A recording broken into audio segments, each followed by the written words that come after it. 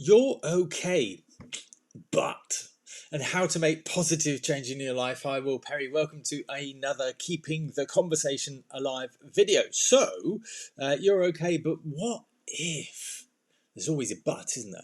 But what if? And that's the question that we often work with and struggle with and daydream about and fantasize about and strive towards and get disrupted by and get frustrated by. So I'll just put my phone on silent. Life is busy, regardless, whatever you're doing, whatever you're striving towards, life is busy and it gets stressful often. And especially if we're not achieving what we want to do, especially if we're struggling, life gets even more stressful. It could be financial, the kids, the job, being pulled in lots of different directions. And maybe if we're not satisfied, if we're not happy within ourselves, especially, then it gets compounded. If you don't love yourself, it just gets compounded and blown out the water, or out of proportion. Absolutely. So, if you give that, we only see what we know.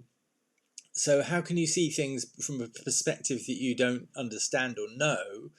Then it's like, yeah, okay, so we only see what we know. So what we do is we see the same sort of things if our perspective is limited to seeing what we own, only what we know. Is making sense? Then we can't see the opportunities that would open out if we change our perspective. So for the moment, we're stuck with our perspective. We're blinkered in a way.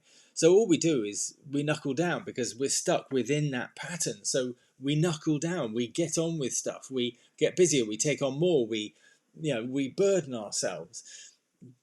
Maybe you're even getting by. Maybe things are okay. But what if?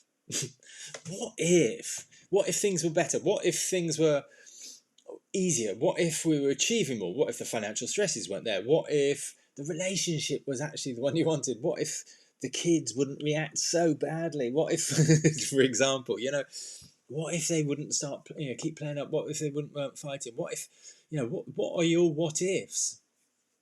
And that's where the dreams are, the what ifs. So if your dreams are out of reach, those are the what ifs, what ifs, what ifs. You need to bridge the gap between the two. So it all starts with a shift in mindset. Everything starts with a shift in mindset. The journey of 1,000 steps starts with one step. But what happens before the one step? It's like, yeah, I'm going to take this step. The shift happens here first. So what shift do you need to create that's going to create that first step for you, that action towards something? So if the where we are is over here and where we want to get to is over here, what do we need to do to bridge that gap? What do we need to do to bridge? Did you see that yawn? I just oh, sorry about that. And if you didn't notice, forget that. So what do we need to do to bridge the gap between the two, between our dreams and reality as it currently is? So why, they'll stay out of reach until we bridge the gap. And that makes sense. But that all starts with a shift of mindset, followed, of course, by your actions. Because we can have a shift of mindset, do nothing about it, but understand it theoretically.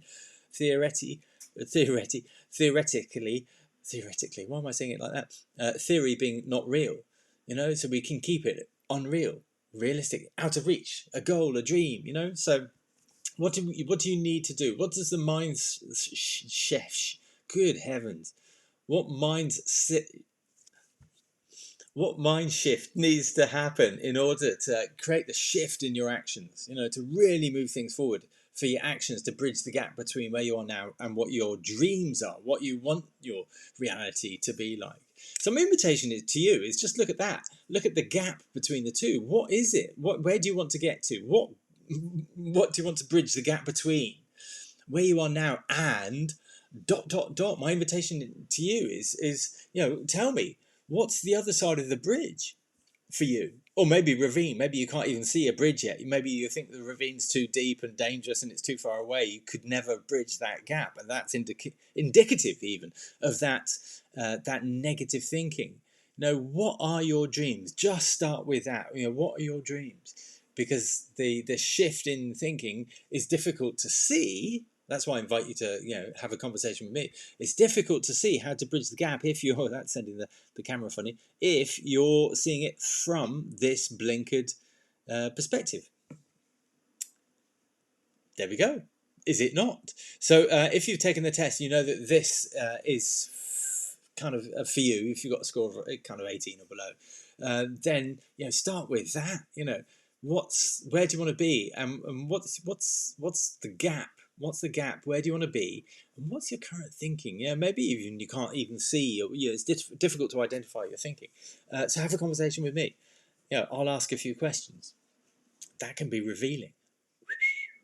So do share this stuff. Help me raise the awareness to more people, because we need to keep this conversation alive. You need to keep this conversation alive if you have a score of 18 or less. So if you haven't taken the test, do take the test. It's a really simple 2-minute kind of it's a self-assessment. It's really easy to skew the answers yourself, but don't. Just honestly answer it honestly. This has been a tongue twister from me, so I shall say goodbye, speak to you soon, enjoy the rest of your day.